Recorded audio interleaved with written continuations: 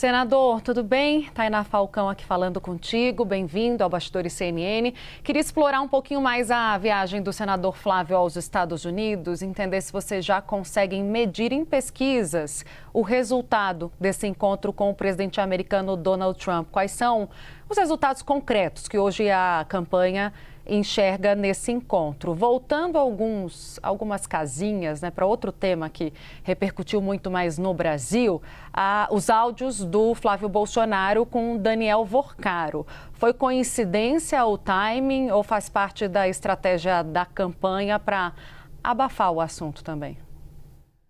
Olha, ao contrário do Lula, que teve reuniões privadas fora da agenda no Palácio do Planalto, com o Daniel Worcaro, várias reuniões em que a pauta que foi publicizada pelos senhores da imprensa foi a orientação dada pelo Lula para que o banqueiro não vendesse o seu banco, uma vez que no ano subsequente, em 25, ele teria a condição de ajudar o banqueiro através da ação do futuro presidente Galípolo, Então, isso que claramente é advocacia administrativa, isso que claramente é interferência de um poder na relação privada entre membros da nossa sociedade, isso me parece que não foi explicado, não está claro o suficiente, até porque quem fez a mediação foi um ex-ministro da Fazenda de governo do PT, que literalmente quebrou o Brasil, que foi o Guido Mantega, e foi contratado por R$1 milhão por mês, uma quantia bastante significativa para alguém que claramente é incompetente.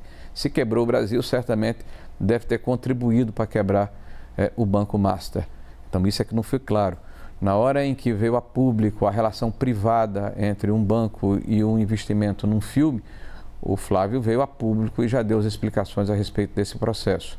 Então não há nada para ser abafado e brevemente haverá uma prestação de contas a respeito dessa ação entre entes privados, sem atos de ofício, sem contrapartida e principalmente sem uma relação incestuosa e escondida da sociedade de se receber alguém fora da pauta, fora da agenda e se prometer a ele a advocacia administrativa. No caso da viagem, já tinha ocorrido o convite para que o Flávio Bolsonaro estivesse com o presidente Trump uma semana antes de qual ele efetivamente esteve presente. Foi um convite da Casa Branca. É evidente que foi estabelecido relações não apenas com o presidente Trump, mas com outras democracias do mundo. O Flávio hoje tem uma relação com partidos que têm uma afinidade conosco e com governos que têm uma afinidade conosco. Eu falo a direita brasileira em vários lugares do mundo, na Ásia, na Europa e também na América do Norte, na América Latina. E quem pretende governar um país do tamanho, da complexidade, da importância que tem o Brasil, é evidente que tem que estabelecer esses vínculos, para deixar claro que quem vai governar o Brasil terá a capacidade de empreender na hora certa, da forma oportuna, a mediação necessária na relação entre países. Então não há nenhuma tentativa de se sobrepor uma ação em cima da outra.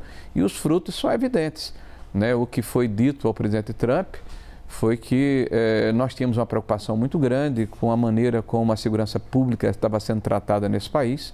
Nós temos hoje, segundo relatos de órgãos os mais variados, quase um quarto da população brasileira que não tem soberania, que vive em territórios ocupados, empresas e cidadãos que precisam pagar pedágio ao dono desses locais.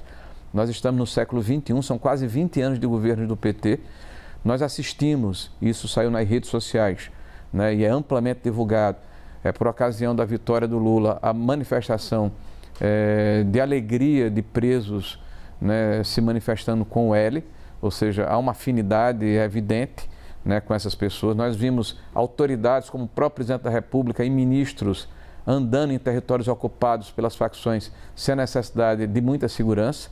Então, para nós, vivermos num país em que o presidente da República afirma que roubar um celular não é motivo para a pessoa ser presa, porque aquela é uma vítima da sociedade e roubou para tomar uma cervejinha, ou ainda que o traficante é vítima do usuário e agora, recentemente, se sentir triste porque os criminosos dele, ou como ele falou, nossos criminosos dele, foram alcunhados ou foram identificados como terroristas, realmente é uma inversão de valores que nos deixa extremamente preocupados. E por isso a importância de deixarmos claro para a sociedade quem nós representamos e quem eles representam.